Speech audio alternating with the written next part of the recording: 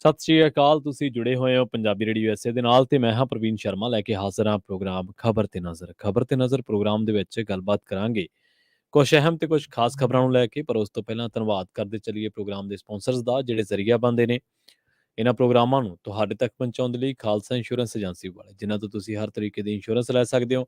Covered California, Obama care ਬਾਬਤ ਤੇ Medicare ਦੇ ਬਾਬਤ ਅਮਰੀਕਾ ਭਰ ਦੇ ਵਿੱਚ ਸੇਵਾਵਾਂ ਦਿੰਦੇ ਨੇ। ਇਹਨਾਂ ਸੇਵਾਵਾਂ ਦਾ ਲਾਭ ਉਠਾਉਣ ਦੇ ਲਈ ਅੱਜ ਹੀ ਡਾਇਲ ਕਰੋ 408 272 2500।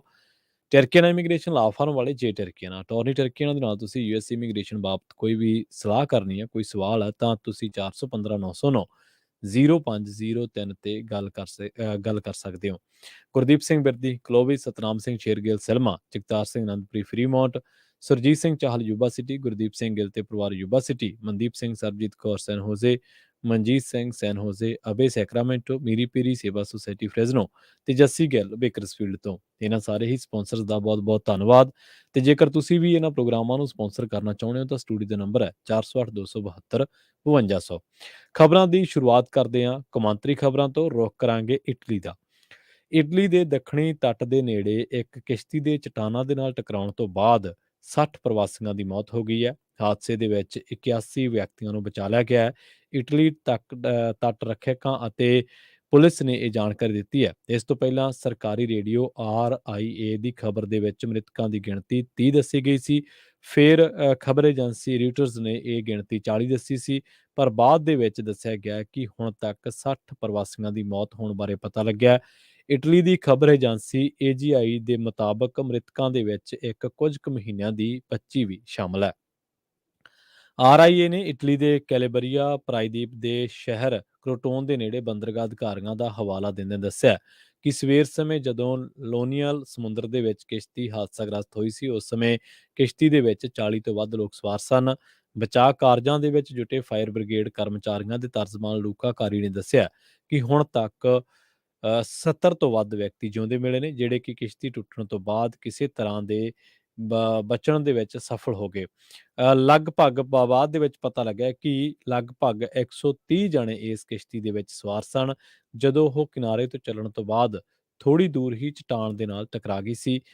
ਰੇਡੀਓ ਦੀ ਖਬਰ ਦੇ ਵਿੱਚ ਦੱਸਿਆ ਗਿਆ ਕਿ ਤੱਟ ਰੱਖਿਅਕਾਂ ਦੀਆਂ ਕਿਸ਼ਤੀਆਂ, ਬਾਰਡਰ ਪੁਲਿਸ ਅਤੇ ਫਾਇਰ ਬ੍ਰਿਗੇਡ ਅਮਲਾ ਬਚਾਅ ਕਾਰਜਾਂ ਦੇ ਵਿੱਚ ਜੁਟਿਆ ਹੋਇਆ। ਰਿਪੋਰਟਾਂ ਦੇ ਵਿੱਚ ANSA ਅਤੇ AGI ਸਣੇ ਇਟਲੀ ਦੀਆਂ ਹੋਰ ਖਬਰ ਏਜੰਸੀਆਂ ਨੇ ਵੀ ਇਸ ਗੱਲ ਦੀ ਪੁਸ਼ਟੀ ਕੀਤੀ ਹੈ ਕਿ ਇਸ ਪੋਰਟ ਤੋਂ ਤਕਰੀਬਨ 40 ਲਾਸ਼ਾਂ ਮਿਲੀਆਂ ਨੇ, ਜਿਨ੍ਹਾਂ ਦੇ ਵਿੱਚ ਕੁਝ ਕੁ ਮਹੀਨਿਆਂ ਦੀ ਇੱਕ ਬੱਚੀ ਦੀ ਵੀ ਲਾਸ਼ ਸ਼ਾਮਲ ਹੈ। ਰੇਡੀਓ ਦੀ ਖਬਰ ਦੇ ਵਿੱਚ ਪ੍ਰਵਾਸੀਆਂ ਦੀ ਨਾਗਰਿਕਤਾ ਬਾਰੇ ਜਾਣਕਾਰੀ ਨਹੀਂ ਦਿੱਤੀ ਗਈ, ਪਰ Italy the news agency and Crohn's ਨੇ ਦੱਸਿਆ ਕਿ ਕਿਸ਼ਤੀ ਦੇ ਵਿੱਚ ਸਵਾਰ ਲੋਕ ਈਰਾਨ, ਪਾਕਿਸਤਾਨ ਅਤੇ ਅਫਗਾਨਿਸਤਾਨ ਤੋਂ ਆਏ ਸਨ, ਜਦਕਿ ਇੱਕ ਹੋਰ ਖਬਰ ਏਜੰਸੀ ਦੇ ਮੁਤਾਬਕ ਉਹ ਈਰਾਨ, ਇਰਾਕ, ਅਫਗਾਨਿਸਤਾਨ ਅਤੇ ਸੀਰੀਆ ਤੋਂ ਆਏ ਹੋਏ ਦੱਸਿਆ ਗਿਆ। ਰੁਖ ਕਰਦੇ ਹਾਂ ਪਾਕਿਸਤਾਨ ਦਾ। ਪਾਕਿਸਤਾਨ ਦੇ ਬਲੋਚਿਸਤਾਨ ਸੂਬੇ ਦੇ ਵਿੱਚ ਇੱਕ ਮੋਟਰਸਾਈਕਲ ਤੇ IED ਦੇ ਨਾਲ ਕੀਤੇ ਗਏ ਧਮਾਕੇ ਦੇ ਵਿੱਚ ਘੱਟੋ ਘੱਟ 4 ਜਣਿਆਂ ਦੀ ਮੌਤ ਹੋ ਗਈ ਹੈ, 14 ਜਣੇ ਜ਼ਖਮੀ ਦੱਸੇ ਗਏ ਨੇ। ਇਹ ਧਮਾਕਾ ਅਜਿਹੇ ਮੌਕੇ ਹੋਇਆ ਜਦੋਂ ਅਜੇ ਇੱਕ ਦਿਨ ਪਹਿਲਾਂ ਬਲੋਚਿਸਤਾਨ ਦੇ ਖੁਜ਼ਦਾਰ ਜ਼ਿਲ੍ਹੇ ਦੇ ਵਿੱਚ ਹੋਏ ਧਮਾਕੇ ਦੇ ਵਿੱਚ 2 ਪੁਲਿਸ ਮੁਲਾਜ਼ਮਾਂ ਦੀ ਜਾਨ ਜਾਂਦੀ ਰਹੀ ਅਤੇ ਇੱਕ ਪੁਲਿਸ ਮੁਲਾਜ਼ਮ ਜ਼ਖਮੀ ਹੋ ਗਿਆ। ਬਰਖਾਨ ਦੇ ਡਿਪਟੀ ਕਮਿਸ਼ਨਰ ਨੇ ਡੌਨ ਅਖਬਾਰ ਨੂੰ ਦੱਸਿਆ ਕਿ ਸਵੇਰੇ ਰੱਖਣੀ ਮਾਰਕੀਟ ਦੇ ਵਿੱਚ ਮੋਟਰਸਾਈਕਲ ਤੇ ਫਿੱਟ IED ਦੇ ਨਾਲ ਧਮਾਕਾ ਕੀਤਾ ਗਿਆ। ਧਮਾਕੇ ਮੌਕੇ ਪੁਲਿਸ ਮੁਲਾਜ਼ਮ ਗਸ਼ਤੀ ਡਿਊਟੀ ਤੇ ਸਨ। ਬਰਖਾਨ ਥਾਣੇ ਦੇ ਮੁਖੀ ਸੱਜਾਦ ਅਫਜ਼ਲ ਨੇ ਦੱਸਿਆ ਕਿ ਜ਼ਖਮੀਆਂ ਨੂੰ ਨੇੜਲੇ ਹਸਪਤਾਲ ਦੇ ਵਿੱਚ ਦਾਖਲ ਕਰਵਾਇਆ ਗਿਆ। ਉਂਝ ਅਜੇ ਤੱਕ ਕਿਸੇ ਵੀ ਦਹਿਸ਼ਤੀ ਜਥੇਬੰਦੀ ਨੇ ਹਮਲੇ ਦੀ ਜ਼ਿੰਮੇਵਾਰੀ ਨਹੀਂ ਲਈ ਹੈ। ਉਹਨਾਂ ਦੱਸਿਆ ਕਿ ਪੁਲਿਸ ਟੀਮ ਘਟਨਾ ਸਥਾਨ ਤੇ ਪਹੁੰਚ ਗਈ ਹੈ ਤੇ ਇਲਾਕੇ ਦੀ ਘੇਰਾਬੰਦੀ ਕਰਕੇ ਜਾਂਚ ਸ਼ੁਰੂ ਕੀਤੀ ਗਈ ਹੈ।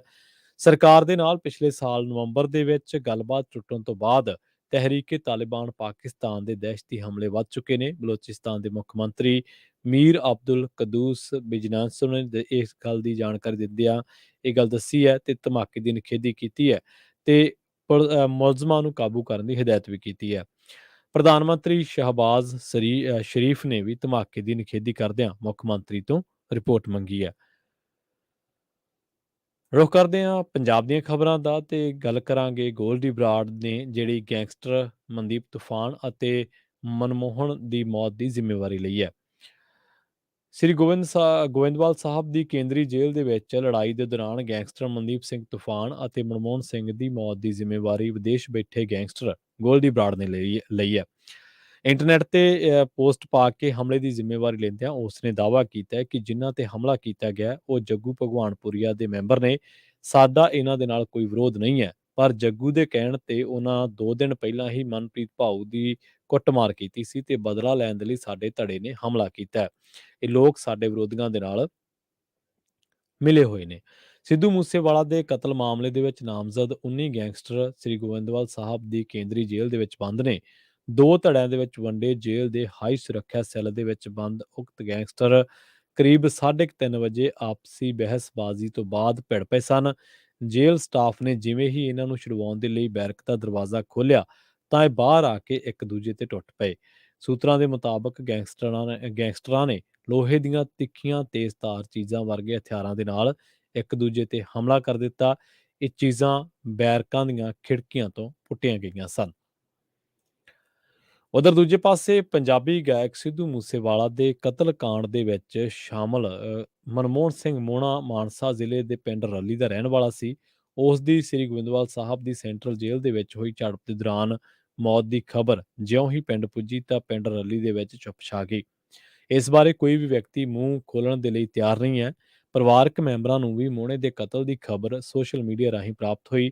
ਪੱਤਰਕਾਰਾਂ ਦੀ ਟੀਮ ਜਦੋਂ ਪਿੰਡ ਦੇ ਵਿੱਚ ਪਹੁੰਚੀ ਤਾਂ ਮੋਹਣਾ ਦੇ ਪਰਿਵਾਰ ਨੇ ਮਿਲਣ ਤੋਂ ਇਨਕਾਰ ਕਰ ਦਿੱਤਾ। ਮਨਮੋਹਨ ਸਿੰਘ ਮੋਹਣਾ ਸਿੱਧੂ ਮੂਸੇਵਾਲਾ ਕਤਲ ਕੇਸ ਦੇ ਵਿੱਚ ਉਸ ਵੇਲੇ ਚਰਚਾ ਦੇ ਵਿੱਚ ਆਇਆ ਸੀ ਜਦੋਂ ਉਸ ਤੇ ਪੰਜਾਬੀ ਗਾਇਕ ਨੂੰ ਗੋਲੀਆਂ ਮਾਰਨ ਵਾਲੇ ਗੈਂਗਸਟਰਾਂ ਨੂੰ ਰੇਕੀ ਕਰਵਾਉਣ ਦੇ ਦੋਸ਼ ਲੱਗੇ ਸਨ। ਉਹ ਕੁਝ ਸਮਾਂ ਪਹਿਲਾਂ ਟਰੱਕ ਯੂਨੀਅਨ ਬੁਢਲਾਡਾ ਦਾ ਪ੍ਰਧਾਨ ਵੀ ਰਿਹਾ ਦੱਸਿਆ ਜਾਂਦਾ ਹੈ। ਮਨਮੋਹਨ ਸਿੰਘ ਮੋਹਣਾ ਵਿਧਾਨ ਸਭਾ ਚੋਣਾਂ ਤੋਂ ਪਹਿਲਾਂ ਪੰਜਾਬ ਪ੍ਰਦੇਸ਼ ਕਾਂਗਰਸ ਕਮੇਟੀ ਦੇ ਮੌਜੂਦਾ ਪ੍ਰਧਾਨ ਅਮਰਿੰਦਰ ਸਿੰਘ ਰਾਜਾ ਵੜਿੰਗ ਵੱਲੋਂ ਪਾਰਟੀ ਦੇ ਵਿੱਚ ਸ਼ਾਮਲ ਕੀਤਾ ਗਿਆ ਸੀ। ਉਸ ਵੇਲੇ ਚਰਨਜੀਤ ਸਿੰਘ ਚੰਨੀ ਸਰਕਾਰ ਨੇ ਅਮਰਿੰਦਰ ਸਿੰਘ ਰਾਜਾ ਵੜਿੰਗ ਨੂੰ ਮਾਨਸਾ ਜ਼ਿਲ੍ਹੇ ਦਾ ਪਾਰਟੀ ਵੱਲੋਂ ਸਿਆਸੀ ਇੰਚਾਰਜ ਲਾਇਆ ਗਿਆ ਸੀ। ਸਿੱਧੂ ਮੂਸੇਵਾਲਾ ਦੀ ਹੱਤਿਆ ਦੇ ਵੇਲੇ ਉਸ ਦੇ ਘਰ 4 ਜਣੇ ਰੁਕੇ ਸਨ ਜਿਹੜੇ ਕਿ ਸ਼ਾਰਪ ਸ਼ੂਟਰ ਦੱਸੇ ਜਾਂਦੇ ਨੇ। ਕਾਂਗਰਸ ਦੇ ਵਿੱਚ ਸ਼ਾਮਲ ਹੋਣ ਨੂੰ ਲੈ ਕੇ ਉਸ ਤੇ ਕਈ ਤਰ੍ਹਾਂ ਦੇ ਸਵਾਲ ਖੜੇ ਹੋਣ ਲੱਗ ਪਏ ਸਨ। ਹੁਣ ਪਹਿਲਾਂ ਉਹ ਅਕਾਲੀ ਦਲ ਦੇ ਨਾਲ ਜੁੜਿਆ ਹੀ ਹੋਇਆ ਸੀ ਅਤੇ ਪੰਜਾਬ ਵਿਧਾਨ ਸਭਾ ਚੋਣਾਂ ਵੇਲੇ ਹੀ ਕਾਂਗਰਸ ਵਿੱਚ ਸ਼ਾਮਲ ਹੋਇਆ ਸੀ। ਮਨਮੋਹਨ ਸਿੰਘ ਮੋਹਣਾ ਉੱਤੇ ਮਾਨਸਾ ਜ਼ਿਲ੍ਹੇ ਦੇ ਬੁਢਲਾਡਾ ਪੁਲਿਸ ਸਟੇਸ਼ਨ ਦੇ ਵਿੱਚ ਕਈ ਮਾਮਲੇ ਦਰਜ ਦੱਸੇ ਜਾਂਦੇ ਨੇ ਅਤੇ ਉਹ ਟਰੱਕ ਯੂਨੀਅਨ ਬੁਢਲਾਡਾ ਦੇ ਪ੍ਰਧਾਨ ਦਰਸ਼ਨ ਸਿੰਘ ਦੇ ਕਤਲ ਕੇਸ ਨੂੰ ਲੈ ਕੇ ਮਾਨਸਾ ਦੀ ਜੇਲ੍ਹ ਦੇ ਵਿੱਚ ਬੰਦ ਸੀ। ਪੁਲਿਸ ਨੇ ਮੋਹਣਾ ਦੀ ਲਾਰੈਂਸ ਬਿਸ਼ਨੋਈ ਦੇ ਨਾਲ ਆਮੋ ਸਾਹਮਣੇ ਬਿਠਾ ਕੇ ਪੁੱਛ ਪੜਤਾਲ ਵੀ ਕੀਤੀ ਸੀ। ਜੇਲ੍ਹ ਦੇ ਵਿੱਚ ਜ਼ਖਮੀ ਹੋਇਆ ਬਠਿੰਡਾ ਦੇ ਕੇਸ਼ਵ ਨੇ ਸਿੱਧੂ ਮੂਸੇਵਾਲਾ ਦੇ 29 ਮਈ ਨੂੰ ਕਤਲ ਤੋਂ ਪਹਿਲਾਂ ਹਰਿਆਣਾ ਮੋਡਿਊਲ ਦੇ ਸ਼ੂਟਰਾਂ ਨੂੰ ਮਾਨਸਾ ਤੋਂ ਭਜਾਉਣ ਦੇ ਵਿੱਚ ਮੁੱਖ ਭੂਮਿਕਾ ਨਿਭਾਈ ਸੀ। ਇਸੇ ਦੌਰਾਨ ਪੁਲਿਸ ਦੇ ਇੱਕ ਸੀਨੀਅਰ ਅਧਿਕਾਰੀ ਨੇ ਦੱਸਿਆ ਕਿ ਅੱਜ ਮਾਰੇ ਗਏ ਦੋਵੇਂ ਗੈਂਗਸਟਰਾਂ ਸਮੇਤ ਜ਼ਖਮੀ ਹੋਇਆ ਕੇਸ਼ਵ ਬਠਿੰਡਾ ਬੰਬੀਹਾ ਗੈਂਗ ਦੇ ਨਿਸ਼ਾਨੇ ਤੇ ਸਨ, ਜਿਨ੍ਹਾਂ ਨੇ ਮੂਸੇਵਾਲਾ ਕਤਲ ਦੀ ਸਾਜ਼ਿਸ਼ ਰਚਣ ਵਾਲੇ ਲਾਰੈਂਸ ਬਿਸ਼ਨੋਈ ਅਤੇ ਗੋਲਡੀ ਬਰਾੜ ਤੋਂ ਇਲਾਵਾ ਇਸ ਕਤਲ ਦੇ ਵਿੱਚ ਸ਼ਾਮਲ ਸਾਰੇ ਲੋਕਾਂ ਦੀ ਹੱਤਿਆ ਕਰਨ ਦਾ ਐਲਾਨ ਕੀਤਾ ਸੀ। ਇਸ ਦੇ ਨਾਲ ਹੀ ਗੱਲ ਕਰਦੇ ਚਲੇ ਗਏ ਮਰਹੂਮ ਨੌਜਵਾਨ ਪੰਜਾਬੀ ਗਾਇਕ ਸਿੱਧੂ ਮੂਸੇਵਾਲਾ ਦੇ ਪਿਤਾ ਬਲਕੌਰ ਸਿੰਘ ਵੱਲੋਂ ਜਾਰੀ ਕੀਤੇ ਗਏ ਬਿਆਨ ਦੀ ਤਾਂ ਉਹਨਾਂ ਨੇ ਇਹ ਗੱਲ ਕਹੀ ਹੈ ਮਾਨਸਾ ਦੇ ਵਿੱਚ ਗੱਲਬਾਤ ਕਰਦਿਆਂ ਕਿ ਹੁਣ ਉਹ ਸ਼ੁਭਦੀਪ ਸਿੰਘ ਸਿੱਧੂ ਨੂੰ ਇਨਸਾਫ ਦਿਵਾਉਣ ਦੇ ਲਈ ਅਗਲੇ ਮਹੀਨੇ ਤੋਂ ਜ਼ੋਰਦਾਰ ਸੰਘਰਸ਼ ਵਿੱਢਣਗੇ। ਉਹਨਾਂ ਨੇ ਕਿਹਾ ਕਿ ਉਹ ਸਰਕਾਰ ਤੇ ਦਬਾਅ ਪਾਉਣ ਦੇ ਲਈ ਹਰ ਲੋੜੀਂਦਾ ਕਦਮ ਸੋਚ ਸਮਝ ਕੇ ਉਠਾਉਣਗੇ। ਉਹਨਾਂ ਇਹ ਵੀ ਕਿਹਾ ਕਿ 10 ਮਹੀਨੇ ਬੀਤ ਜਾਣ ਮਗਰੋਂ ਵੀ ਸਿੱਧੂ ਦੀ ਆਤਮਿਕ ਸ਼ਾਂਤੀ ਲਈ ਭੋਗ ਨਹੀਂ ਪਿਆ। ਬਲਕੌਰ ਸਿੰਘ ਨੇ ਕਿਹਾ ਕਿ ਸਮੇਂ ਦੇ ਨਾਲ ਉਹਨਾਂ ਦੇ ਜ਼ਖਮ ਹੋਰ ਡੂੰਘੇ ਹੋ ਗਏ ਨੇ। ਇਸ ਮੌਕੇ ਸਿੱਧੂ ਨੂੰ ਪਿਆਰ ਕਰਨ ਵਾਲਿਆਂ ਤੇ ਉਸ ਦੇ ਲਈ ਇਨਸਾਫ ਦੀ ਮੰਗ ਕਰਨ ਵਾਲਿਆਂ ਦਾ ਉਹਨਾਂ ਧੰਨਵਾਦ ਵੀ ਕੀਤਾ ਹੈ। ਬਲਕੌਰ ਸਿੰਘ ਨੇ ਕਿਹਾ ਕਿ ਸ਼ੁਭਦੀਪ ਨੂੰ ਵੇਖ ਕੇ ਛੋਟੇ-ਛੋਟੇ ਮੁੰਡੇ ਵੀ ਦਸਤਾਰਾਂ ਸਜਾਉਣ ਲੱਗ ਪਏ ਨੇ, ਜਿਸ ਨੂੰ ਵੇਖ ਕੇ ਉਹਨਾਂ ਨੂੰ ਮਾਣ ਮਹਿਸੂਸ ਹੁੰਦਾ ਹੈ। ਉਹਨਾਂ ਕਿਹਾ ਕਿ ਸਿੱਧੂ ਨੂੰ ਇਨਸਾਫ ਦਿਵਾਉਣ ਦੇ ਲਈ ਹੁਣ ਵੀ ਪਹਿਲਾਂ ਵਾਂਗ ਲਗਾਤਾਰ ਦਬਾਅ ਬਣਾ ਕੇ ਰੱਖਣਗੇ। ਉਹਨਾਂ ਇਹ ਵੀ ਕਿਹਾ ਕਿ ਸਰਕਾਰ ਨੂੰ ਭੁਲੇਖਾ ਹੈ ਕਿ ਸਮੇਂ ਦੇ ਨਾਲ ਅਸੀਂ ਸਭ ਕੁਝ ਭੁੱਲ ਜਾਵਾਂਗੇ, ਪਰ ਅਜਿਹਾ ਨਹੀਂ ਹੋਵੇਗਾ ਅਤੇ ਸਿੱਧੂ ਨੂੰ ਚਾਹੁਣ ਵਾਲੇ ਉਸ ਦੀ ਆਤਮਿਕ ਸ਼ਾਂਤੀ ਦੇ ਲਈ ਜ਼ੋਰਦਾਰ ਸੰਘਰਸ਼ ਵਿੱਢਣਗੇ। ਉਹਨਾਂ ਕਿਹਾ ਕਿ ਸਮੇਂ ਦੇ ਨਾਲ ਇਹ ਜ਼ਖਮ ਸਗੋਂ ਹੋਰ ਡੂੰਘੇ ਹੋਏ ਨੇ, ਜਿਨ੍ਹਾਂ ਦੀ ਭਰਪਾਈ ਦੇ ਲਈ ਸੰਘਰਸ਼ ਵਿੱਢ ਕੇ ਆਖਰੀ ਦਮ ਤੱਕ ਲੜਾਈ ਲੜੀ ਜਾਵੇਗੀ।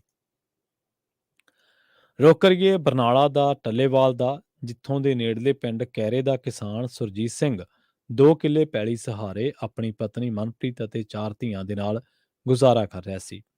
ਘਰ ਦੀਆਂ ਆਰਥਿਕ ਲੋੜਾਂ ਪੂਰੀਆਂ ਕਰਨ ਦੇ ਲਈ ਸੁਰਜੀਤ ਨੇ ਕਰਜ਼ਾ ਚੁੱਕ ਕੇ ਡੰਗ ਤਾਂ ਸਾਰ ਲਿਆ, ਪਰ ਉਸ ਦੇ ਸਿਰ ਚੜੀ ਇਸ ਕਰਜ਼ੇ ਦੀ ਪੰਡ ਦਾ ਭਾਰ ਹੌਲੀ-ਹੌਲੀ ਇੰਨਾ ਕੁ ਵੱਧ ਗਿਆ ਕਿ ਉਹ ਆਪਣੇ ਪੈਰਾਂ ਸਿਰ ਖੜਨ ਤੋਂ ਵੀ ਅਸਮਰੱਥ ਹੋ ਗਿਆ। ਇਸ ਕਰਜ਼ੇ ਦੇ ਭਾਰ ਹੇਠ ਦਬੇ ਸੁਰਜੀਤ ਨੇ ਅਖੀਰ 7 ਸਤੰਬਰ 2022 ਨੂੰ ਸਪਰੇਅ ਪੀ ਲਈ ਸੀ। ਉਸ ਤੋਂ ਬਾਅਦ ਲੁਧਿਆਣਾ ਦੇ ਹਸਪਤਾਲ ਲਿਜਾਇਆ ਗਿਆ, ਜਿੱਥੇ ਉਸ ਦੇ ਇਲਾਜ ਤੇ 2.5 ਲੱਖ ਦਾ ਖਰਚਾ ਆਇਆ, ਪਰ ਸੁਰਜੀਤ ਨੂੰ ਬਚਾਇਆ ਨਾ ਜਾ ਸਕਿਆ। ਸੁਰਜੀਤ ਦੀ ਮੌਤ ਤੋਂ ਬਾਅਦ ਪਿੱਛੇ ਰਹਿ ਗਈ ਉਸ ਦੀ ਵਿਧਵਾ ਤੇ ਕਰਜ਼ਾ ਲਾਉਣ ਸਣੇ 4 ਧੀਆਂ ਦੀ ਪਰਵਰਿਸ਼ ਕਰਨ ਦੀ ਜ਼ਿੰਮੇਵਾਰੀ ਵੀ ਆਣ ਪਈ ਹੈ। ਸੁਰਜੀਤ ਦੀ ਵਿਧਵਾ ਮਨਪ੍ਰੀਤ ਦੇ ਸਿਰ ਇਸ ਵੇਲੇ 5 ਲੱਖ ਰੁਪਏ ਦਾ ਪ੍ਰਾਈਵੇਟ ਅਤੇ 46,000 ਰੁਪਏ ਦਾ ਸਰਕਾਰੀ ਕਰਜ਼ਾ ਚੜਿਆ ਹੋਇਆ। 2 ਕਿੱਲਿਆਂ ਦੇ ਆਸਰੇ ਇਸ ਕਰਜ਼ੇ ਨੂੰ ਲਾਹ ਸਕਣਾ ਉਸ ਦੇ ਵੱਸ ਤੋਂ ਬਾਹਰ ਦੀ ਗੱਲ ਹੈ। ਇਸ ਦੇ ਨਾਲ ਤਾਂ ਘਰ ਦਾ ਗੁਜ਼ਾਰਾ ਵੀ ਮੁਸ਼ਕਿਲ ਦੇ ਨਾਲ ਹੁੰਦਾ ਤੇ ਉੱਤੋਂ 4 ਧੀਆਂ ਦੀ ਪੜ੍ਹਾਈ ਅਤੇ ਉਹਨਾਂ ਦੇ ਵਿਆਹਾਂ ਦੀ ਚਿੰਤਾ ਨੇ ਮਨਪ੍ਰੀਤ ਦੀ ਪਿੱਠ ਦੂਰੀ ਕਰ ਦਿੱਤੀ ਹੈ। ਮਨਪ੍ਰੀਤ ਦੀ ਸਭ ਤੋਂ ਵੱਡੀ ਧੀ 12ਵੀਂ, ਉਸ ਤੋਂ ਛੋਟੀ 11ਵੀਂ ਅਤੇ ਤੀਜੀ ਬੇਟੀ 8ਵੀਂ ਦੇ ਵਿੱਚ ਪੜ੍ਹਦੀ ਹੈ। ਸਭ ਤੋਂ ਛੋਟੀ ਧੀ ਹਾਲੇ 2.5 ਵਰ੍ਹਿਆਂ ਦੀ ਹੈ। ਹਾਲਾਂਕਿ ਮਨਪ੍ਰੀਤ ਦਾ ਜੇਠ ਖੇਤੀ ਦੇ ਵਿੱਚ ਹੱਥ ਵਟਾਉਂਦਾ ਹੈ, ਪਰ ਦਿਲ ਦੀ ਬਿਮਾਰੀ ਤੋਂ ਪੀੜਤ ਹੋਣ ਕਰਕੇ, ਖੁਦ ਦੀ ਕਬੀਲਦਾਰੀ ਹੋਣ ਕਰਕੇ ਉਹ ਬਹੁਤਾ ਕੁਝ ਨਹੀਂ ਕਰ ਸਕਦਾ। ਪੀੜਤ ਪਰਿਵਾਰ ਨੂੰ ਹਾਲੇ ਤੱਕ ਕੋਈ ਵੀ ਸਰਕਾਰੀ ਮਦਦ ਨਹੀਂ ਮਿਲੀ ਹੈ। ਖੁਦਕੁਸ਼ੀ ਪੀੜਤਾਂ ਨੂੰ ਮਿਲਣ ਵਾਲੇ ਮੁਆਵਜ਼ੇ ਲਈ ਬੇਸ਼ੱਕ ਫਾਈਲ ਤਿਆਰ ਕਰਕੇ ਭੇਜੀ ਤਾਂ ਗਈ ਹੈ, ਪਰ ਉਸ ਤੋਂ ਵੀ ਬਹੁਤੀ ਆਸ ਨਹੀਂ ਲਗਾਈ ਜਾ ਸਕਦੀ। ਲੋੜਵੰਦਾਂ ਨੂੰ ਮਿਲਦਾ ਰਾਸ਼ਨ ਅਤੇ ਵਿਧਵਾ ਪੈਨਸ਼ਨ ਵੀ ਹਾਲੇ ਉਸ ਨੂੰ ਨਹੀਂ ਲੱਗੀ। ਪਿੰਡ ਦੇ ਕਿਸਾਨ ਆਗੂ ਜਗਰਾਜ ਸਿੰਘ ਭੱਟ ਅਤੇ ਹੋਰ ਪਿੰਡ ਵਾਸੀਆਂ ਨੇ ਮੰਗ ਕੀਤੀ ਹੈ ਕਿ ਸਰਕਾਰ ਇਸ ਪੀੜਤ ਪਰਿਵਾਰ ਦੀ ਮਦਦ ਕਰਦੇ ਹੋਏ ਮਨਪ੍ਰੀਤ ਦੇ ਸਿਰ ਚੜਿਆ ਕਰਜ਼ਾ ਮੁਆਫ ਕਰਕੇ ਉਸ ਦੀਆਂ ਚਾਰੇ ਧੀਆਂ ਦੀ ਪੜ੍ਹਾਈ ਮੁਫਤ ਕਰਵਾਵੇ ਅਤੇ ਮਨਪ੍ਰੀਤ ਦੇ ਲਈ ਕੋਈ ਸਰਕਾਰੀ ਨੌਕਰੀ ਦਾ ਇੰਤਜ਼ਾਮ ਕਰੇ ਤਾਂ ਜੋ ਆਪਣੀਆਂ 4 ਧੀਆਂ ਨੂੰ ਪਾਲ ਸਕੇ। ਅਗਲੀ ਖਬਰ ਦੇ ਵੱਲ ਵਧਦੇ ਹਾਂ, ਰੁਖ ਕਰਦੇ ਹਾਂ ਬੀਬੀ ਜਗੀਰ ਕੌਰ, ਜਿਹੜੇ ਕਿ ਸ਼੍ਰੋਮਣੀ ਕਮੇਟੀ ਗੁਰਦੁਆਰਾ ਪ੍ਰਬੰਧਕ ਕਮੇਟੀ ਦੇ ਸਾਬਕਾ ਪ੍ਰਧਾਨ ਨੇ, ਉਹਨਾਂ ਦੇ ਬਿਆਨ ਦੀ। ਅਜਨਾਲਾ ਥਾਣੇ ਦੇ ਬਾਬਤ ਜਿਹੜਾ ਇਕੱਠ ਹੋਇਆ ਸੀ ਜਾਂ ਉੱਥੇ ਜਿਹੜਾ ਧਰਨਾ ਲਾਇਆ ਗਿਆ ਸੀ, ਤਾਂ ਉਸੇ ਨੂੰ ਹੀ ਹਮਲਾ ਕਰਾਰ ਦਿੰਦਿਆਂ ਗੁਰੂ ਗ੍ਰੰਥ ਸਾਹਿਬ ਨੂੰ ਢਾਲ ਵਜੋਂ ਵਰਤੇ ਜਾਣ ਦੀ ਉਹਨਾਂ ਨੇ ਕਿਹਾ ਕਿ ਨਿੰਦਾ ਹੋਣੀ ਚਾਹੀਦੀ ਹੈ। ਤੇ ਨਾਲ ਹੀ ਬੀਬੀ ਜਗੀਰ ਕੌਰ ਨੇ ਅਕਾਲ ਤਖ਼ਤ ਸਾਹਿਬ ਦੇ ਜਥੇਦਾਰ ਨੂੰ ਅਪੀਲ ਕੀਤੀ ਹੈ ਕਿ ਇਸ ਮਾਮਲੇ ਦੇ ਵਿੱਚ ਦਖਲ ਦੇ ਕੇ ਕਾਰਵਾਈ ਕਰਨ। ਬੀਬੀ ਜਗੀਰ ਕੌਰ ਨੇ ਕਿਹਾ ਕਿ ਅੰਮ੍ਰਿਤਪਾਲ ਸਿੰਘ ਅਤੇ ਉਸ ਦੇ ਸਾਥੀਆਂ ਵੱਲੋਂ ਆਪਣੇ ਸਾਥੀ ਨੂੰ ਪੁਲਿਸ ਹਿਰਾਸਤ ਦੇ ਵਿੱਚੋਂ ਛੁਡਵਾਉਣ ਦੇ ਲਈ ਸੰਘਰਸ਼ ਕਰਨਾ ਵੱਖਰੀ ਗੱਲ ਹੈ, ਪਰ ਇਸ ਕੰਮ ਦੇ ਲਈ ਗੁਰੂ ਗ੍ਰੰਥ ਸਾਹਿਬ ਜੀ ਨੂੰ ਲਿਜਾਣਾ, ਥਾਣੇ ਲਿਜਾਣਾ ਬਹੁਤ ਹੀ ਨਿੰਦਣਯੋਗ ਹੈ।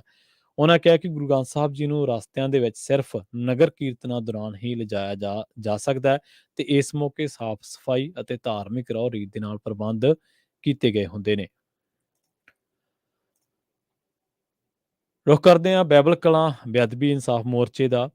ਬਾਈਬਲ ਕਲਾਂ ਬੇਅਦਬੀ ਇਨਸਾਫ ਮੋਰਚੇ ਵੱਲੋਂ 2 ਮਾਰਚ ਨੂੰ ਬਾਈਬਲ ਕਲਾਂ ਦੇ ਵਿੱਚ ਸ਼ੁਕਰਾਨਾ ਸਮਾਗਮ ਤਹਿਤ ਅਖੰਡ ਪਾਠ ਸਾਹਿਬ ਦੇ ਪਾਠ ਆਰੰਭ ਕੀਤੇ ਜਾਣਗੇ, ਜਿਸ ਤੋਂ ਬਾਅਦ 4 ਮਾਰਚ ਨੂੰ ਸੰਪੂਰਨਤਾ ਹੋਵੇਗੀ ਅਤੇ ਬਾਈਬਲ ਕਲਾਂ ਦੇ ਵਿੱਚ ਵੱਡਾ ਇਕੱਠ ਕਰਕੇ ਸ਼ੁਕਰਾਨਾ ਸਮਾਗਮ ਕਰਵਾਇਆ ਜਾਵੇਗਾ। 5 ਮਾਰਚ ਨੂੰ ਸ਼ੁਕਰਾਨਾ ਮਾਰਚ ਬਾਈਬਲ ਕਲਾਂ ਤੋਂ ਸ੍ਰੀ ਦਰਬਾਰ ਸਾਹਿਬ ਅੰਮ੍ਰਿਤਸਰ ਦੇ ਲਈ ਰਵਾਨਾ ਹੋਵੇਗਾ।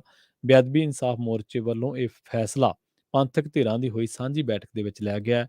ਬੇਅਦਬੀ ਇਨਸਾਫ ਮੋਰਚੇ ਦੇ ਆਗੂ ਮਰਹੂਮ ਕ੍ਰਿਸ਼ਨ ਭਗਵਾਨ ਦੇ ਸਪੁੱਤਰ ਸੁਖਰਾਜ ਸਿੰਘ ਨਿਆਮੀਵਾਲਾ ਨੇ ਇਹ ਗੱਲ ਆਖੀ ਹੈ ਕਿ ਕੋਟਕਪੂਰਾ ਗੋਲੀकांड ਦੀ ਜਾਂਚ ਕਰ ਰਹੀ ਸਪੈਸ਼ਲ ਜਾਂਚ ਟੀਮ ਦੇ ਵੱਲੋਂ ਫਰੀਦਕੋਟ ਦੀ ਕਚਹਿਰੀ ਅੰਦਰ ਦਾਖਲ ਕੀਤੀ ਗਈ 7000 ਪੰਨਿਆਂ ਦੀ ਚਾਰਜਸ਼ੀਟ ਦੇ ਵਿੱਚ ਸਾਬਕਾ ਮੁੱਖ ਮੰਤਰੀ ਪ੍ਰਕਾਸ਼ ਸਿੰਘ ਬਾਦਲ, ਸਾਬਕਾ ਉਪ ਮੁੱਖ ਮੰਤਰੀ ਸੁਖਬੀਰ ਸਿੰਘ ਬਾਦਲ, ਸਾਬਕਾ ਆਈਜੀ ਪਰਮਰਾਜ ਸਿੰਘ ਉਮਰਾ ਨੰਗਲ, ਸਾਬਕਾ ਡੀਆਈਜੀ ਅਮਰ ਸਿੰਘ ਚਾਹਲ, ਸਾਬਕਾ ਐਸਐਸਪੀ ਚਰਨਜੀਤ ਸ਼ਰਮਾ ਅਤੇ ਉਸ ਵੇਲੇ ਦੇ ਐਸਐਸਪੀ ਸੁਖਮੰਦਰ ਸਿੰਘ ਮਾਨ ਅਤੇ ਗੁਰਦੀਪ ਸਿੰਘ ਪੰਧੇਰ ਨੂੰ ਮੁਲਜ਼ਮ ਵਜੋਂ ਸ਼ਾਮਲ ਕਰਨ ਦੇ ਨਾਲ ਉਹਨਾਂ ਦੀ ਮੁੱਖ ਮੰਗ ਪੂਰੀ ਹੋਈ ਹੈ। ਮੋਰਚਾ ਸਮਾਪਤ ਕਰਨ ਬਾਰੇ ਫਿਲਹਾਲ ਆਗੂਆਂ ਵੱਲੋਂ ਕੁਝ ਵੀ ਸਪਸ਼ਟ ਨਹੀਂ ਦੱਸਿਆ ਗਿਆ। ਦੱਸਣਾ ਬਣਦਾ ਹੈ ਕਿ ਕੋਟਕਪੂਰਾ ਅਤੇ ਬਾਈਬਲ ਕਲਾਂ ਦੇ ਵਿੱਚ 2015 ਨੂੰ ਇੱਕ ਗੋਲੀकांड ਵਾਪਰਿਆ ਸੀ ਤੇ ਇਹਦੇ ਵਿੱਚ 2 ਸਿੱਖ ਨੌਜਵਾਨਾਂ ਨੂੰ ਸ਼ਹੀਦ ਕਰ ਦਿੱਤਾ ਗਿਆ ਸੀ। ਇਸ ਤੋਂ ਬਾਅਦ ਮਾਮਲੇ ਦੀ ਜਾਂਚ ਦੇ ਲਈ 3 ਵਿਸ਼ੇਸ਼ ਜਾਂਚ ਟੀਮਾਂ ਬਣਾਈਆਂ ਗਈਆਂ। ਹਾਈ ਕੋਰਟ ਦੇ ਹੁਕਮ ਤੇ ਏਡੀਜੀ ਐਲਕੇ ਯਾਦਵ ਦੀ ਅਗਵਾਈ ਹੇਠ ਨਵੀਂ ਜਾਂਚ ਟੀਮ ਬਣਾਈ ਗਈ, ਜਿਸ ਨੇ 3 ਦਿਨ ਪਹਿਲਾਂ ਫਰੀਦਕੋਟ ਦੀ ਅਦਾਲਤ ਦੇ ਵਿੱਚ ਚਾਰਜਸ਼ੀਟ ਦਾਖਲ ਕੀਤੀ ਹੈ। ਗੱਲ ਕਰਦੇ ਹਾਂ ਸਾਬਕਾ ਵਿਧਾਇਕ ਦੇ ਕੁੱਟਮਾਰ ਦੇ ਮਾਮਲੇ ਦੀ। ਸੀਨੀਅਰ ਕਾਂਗਰਸੀ ਆਗੂ ਅਤੇ ਸਾਬਕਾ ਵਿਧਾਇਕ ਮੰਗਤ ਰਾਏ ਬਾਂਸਲ ਦੀ ਕੁੱਟਮਾਰ ਕਰਦਿਆਂ ਫਰੌਤੀ ਮੰਗਣ ਅਤੇ ਜਾਨੋਂ ਮਾਰਨ ਦੀਆਂ ਧਮਕੀਆਂ ਦੇਣ ਦੇ ਮਾਮਲੇ ਦੇ ਵਿੱਚ ਪੁਲਿਸ ਨੇ ਇੱਕ ਹੋਰ ਜਣੇ ਨੂੰ ਕਾਬੂ ਕੀਤਾ ਹੈ। ਦੱਸਿਆ ਜਾ ਰਿਹਾ ਹੈ ਕਿ ਕੁੱਟਮਾਰ ਦੇ ਦੌਰਾਨ ਸਾਬਕਾ ਵਿਧਾਇਕ ਦੇ ਨੱਕ ਦੀ ਹੱਡੀ ਟੁੱਟ ਗਈ। ਪੁਲਿਸ ਨੇ ਮੁਲਜ਼ਮ ਨੂੰ ਬੁਢਲਾਡਾ ਦੀ ਅਦਾਲਤ ਦੇ ਵਿੱਚ ਪੇਸ਼ ਕੀਤਾ, ਜਿੱਥੇ ਅਦਾਲਤ ਨੇ ਡਰਾਈਵਰ ਸਮੇਤ 2 ਵਿਅਕਤੀਆਂ ਨੂੰ 2 ਦਿਨ ਦੇ ਪੁਲਿਸ ਰਿਮਾਂਡ ਉੱਤੇ ਭੇਜ ਦਿੱਤਾ ਹੈ। ਪੁਲਿਸ ਨੇ ਮਾਮਲੇ ਦੀ ਅਗਲੀ ਜਾਂਚ ਸ਼ੁਰੂ ਕਰ ਦਿੱਤੀ ਹੈ। ਪੁਲਿਸ ਸੂਤਰਾਂ ਦੇ ਮੁਤਾਬਕ ਇਨੋਵਾ ਕਾਰ ਦਾ ਡਰਾਈਵਰ ਕੁਲਦੀਪ ਸਿੰਘ ਅਤੇ ਇਹਨਾਂ ਨੂੰ ਭਜਾਉਣ ਦੇ ਵਿੱਚ ਮਦਦ ਕਰਨ ਵਾਲਾ ਐਸਪੀ ਸਿੰਘ ਪਿੰਡ ਸਮਰਾਓ ਰਾਜਪੁਰਾ ਦਾ ਰਹਿਣ ਵਾਲਾ, ਜਿਸ ਨੂੰ ਪੁਲਿਸ ਨੇ ਕਾਬੂ ਕਰ ਲਿਆ। ਪੁਲਿਸ ਵੱਲੋਂ ਵਾਰਦਾਤ ਨੂੰ ਅੰਜਾਮ ਦੇਣ ਵਾਲਿਆਂ ਨੂੰ ਕਾਬੂ ਕਰਨ ਲਈ ਛਾਪੇ ਮਾਰੇ ਜਾ ਰਹੇ ਨੇ। ਜ਼ਿਕਰਯੋਗ ਹੈ ਕਿ ਹਲਕਾ ਬੁਢਲਾਡਾ ਦੇ ਸਾਬਕਾ ਵਿਧਾਇਕ ਮੰਗਤ ਰਾਏ ਬਾਂਸਲ ਦੀ ਕੁਝ ਅਣਪਛਾਤੇ ਵਿਅਕਤੀਆਂ ਨੇ ਉਹਨਾਂ ਦੇ ਦਫ਼ਤਰ ਦੇ ਵਿੱਚ ਆ ਕੇ ਕੁੱਟਮਾਰ ਕਰਦਿਆਂ 50 ਲੱਖ ਰੁਪਏ ਦੀ ਫਰੌਤੀ ਦੀ ਮੰਗ ਕੀਤੀ ਸੀ। ਪੁਲਿਸ ਨੇ ਸਾਬਕਾ ਵਿਧਾਇਕ ਦੇ ਬਿਆਨ ਤੇ 4 ਦੇ ਖਿਲਾਫ ਕੇਸ ਦਰਜ ਕਰਦਿਆਂ ਜਾਂਚ ਸ਼ੁਰੂ ਕੀਤੀ ਸੀ। ਸਾਬਕਾ ਵਿਧਾਇਕ ਦੀ ਨੱਕ ਦੀ ਹੱਡੀ ਦਾ ਸਿਟੀ ਸਕੈਨ ਵੀ ਕਰਵਾਇਆ ਗਿਆ, ਜਿਸ ਦੇ ਵਿੱਚ ਨੱਕ ਦੀ ਹੱਡੀ ਟੁੱਟਣ ਦੀ ਡਾਕਟਰਾਂ ਦੇ ਵੱਲੋਂ ਪੁਸ਼ਟੀ ਕੀਤੀ ਜਾ ਚੁੱਕੀ ਹੈ। ਡਾਕਟਰਾਂ ਨੇ ਸਾਬਕਾ ਵਿਧਾਇਕ ਨੂੰ ਰਜਿੰਦਰਾ ਹਸਪਤਾਲ ਪਟਿਆਲਾ ਰੈਫਰ ਕਰ ਦਿੱਤਾ ਸੀ, ਜਿੱਥੇ ਡਾਕਟਰਾਂ ਨੇ ਰਿਪੋਰਟ ਜਾਰੀ ਕਰ ਦਿੱਤੀ। ਗੱਲ ਕਰਦੇ ਹਾਂ ਕੁਝ ਕੌਮੀ ਖਬਰਾਂ ਦੀ। ਦੇਸ਼ ਦੇ ਉੱਤਰ ਪੂਰਬੀ ਸੂਬਿਆਂ ਨਾਗਾਲੈਂਡ ਅਤੇ ਮੇਘਾਲਿਆ ਦੇ ਵਿੱਚ ਵਿਧਾਨ ਸਭਾ ਚੋਣਾਂ ਦੇ ਲਈ ਵੋਟਾਂ ਅੱਜ ਪੈਣਗੀਆਂ ਅਤੇ ਵੋਟਾਂ ਦੀ ਗਿਣਤੀ 2 ਮਾਰਚ ਨੂੰ ਹੋਣੀ ਹੈ। ਸਖਤ ਸੁਰੱਖਿਆ ਪ੍ਰਬੰਧਾਂ ਹੇਠ ਪੋਲਿੰਗ ਬੂਥਾਂ ਤੇ ਵੋਟਿੰਗ ਸਵੇਰੇ 7 ਵਜੇ ਸ਼ੁਰੂ ਹੋ ਚੁੱਕੀ ਹੈ ਅਤੇ ਵੋਟਿੰਗ ਪਾਉਣ ਦੀ ਪ੍ਰਕਿਰਿਆ ਸ਼ਾਮ 4 ਵਜੇ ਤੱਕ ਚੱਲੇਗੀ। ਨਾਗਾਲੈਂਡ ਦੇ ਵਿੱਚ 59 ਵਿਧਾਨ ਸਭਾ ਸੀਟਾਂ ਦੇ ਲਈ 183 ਉਮੀਦਵਾਰ ਆਪਣੀ ਕਿਸਮਤ ਅਜ਼ਮਾ ਰਹੇ ਨੇ।